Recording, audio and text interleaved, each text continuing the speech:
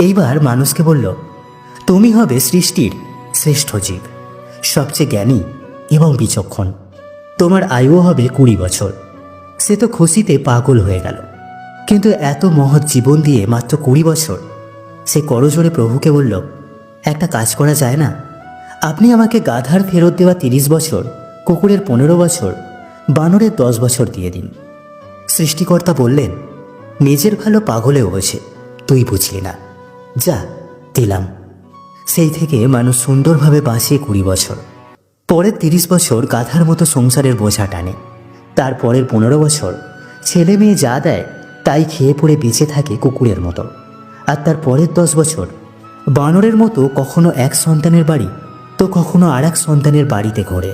আর নাতি নাতনিদের বিনোদন দেওয়াই হয় তাদের প্রধান দায়িত্ব।